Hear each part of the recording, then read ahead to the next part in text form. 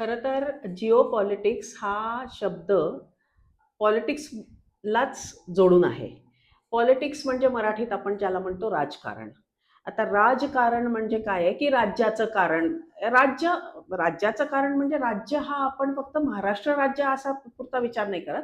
हं, हा भारत देश हे एक राज्य आहे. तसाच एक राज्य आहे पाकिस्तान. तसंच एक राज्य आहे इंग्लंड हं, किंवा इतर कुठलेही. त्यांना पण आपण राज्य असं संबोधित करू शकतो. आणि हं, त्या राज्याची सर्व सुव्यवस्था लावणं सगळ्याच आयामांवर, हं, म्हणजे त्याच्यामध्ये मग तुमचं इन्फ्रास्ट्रक्चर असेल हं, किंवा लोकांसाठी पायाभूत सुविधा दुसऱ्या उपलब्ध करून देणं असेल. हं, समाज कल्याणकारी म्हणजे आता जसं हेल्थ केअर आहे, हे आहे.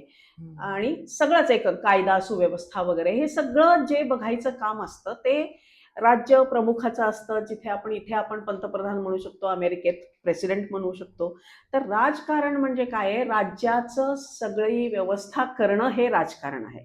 आपण आता काय आहे, की राजकारण म्हटल्यानंतर एक वेगळ्या पद्धतीने बघतो, कारण त्याच्यामध्ये दुसरं काय असतं, की राजकारणामध्ये निवडणुकीच्या पद्धतीने एखाद्या पक्षाकडे जेव्हा सत्ता येते, तेव्हा तिथे पॉवर येते. त्यामुळे पॉलिटिक्सला पॉवर असंही संबोधलं जातं.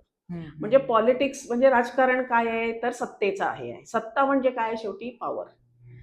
तर ती पॉवर एका पक्षाकडे एकवटते किंवा एका व्यक्तीकडे एकवटते. जिथे डिक्टेटरशिप असेल तिथे एका व्यक्तीकडे एकवटते. हं, आणि हं, मग तो जे काही निर्णय घेतो किंवा ती व्यक्ती जे काही निर्णय घेते हं, आपल्या देशाच्या संदर्भात म्हणजे राज्याच्या संदर्भात, हं, त्याचा परिणाम तर सगळ्या नागरिकांवर होतच असतो. पण राजकारणाचा तो जो अर्थ आता घेतला जातोय, की राजकारण म्हणजे काय आहे, चिखलात कोण दगड मारणार? किंवा राजकारण काय आहे, की तो आपला प्रांत नाही, आपल्याला ते काही जमत नाही. तर राजकारणाचा अर्थ राज्य करण्यासाठी लागणाऱ्या गोष्टी असं जर घेतलं, हं, तर पूर्ण आयाम बदलतात त्याचे. आणि जिओ पॉलिटिक्स म्हणजे काय आहे शेवटी? ते जे राजकारण आहे, राज्याचं तुमच्या काहीही करायचं असेल, आता राज्यामध्ये पैसा कुठून येणार? तर व्यापारामधनं येणार. बरोबर आहे? तुम्ही व्यापार करता, देवाण-घेवाण करता, तेव्हाच तुमच्याकडे धन येतं.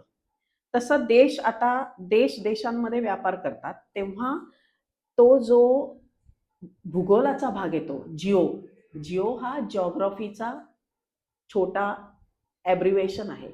तर जिओग्राफी म्हणजे काय आहे, की आता आपली जिओग्राफी आहे. भारत देशाची जी काही भौगोलिक सीमा आहे किंवा हे आहे ते झालं. त्यानंतर इतर देशांचं पण तसं आहे. आणि त्याच्यामध्ये काही भूभाग आपला आहे, काही भूभाग दुसऱ्यांचा आहे. मग ह्या सगळ्या ह्याच्यातनं आपण कसे संबंध प्रस्थापित करतो हं. आणि किंवा संबंधांमध्ये कसं वितुष्ट निर्माण होतं, तो भाग सगळा जिओ पॉलिटिक्समध्ये येतो. पण त्याच्यामध्ये हा भौगोलिक भाग अतिशय महत्त्वाचा असतो.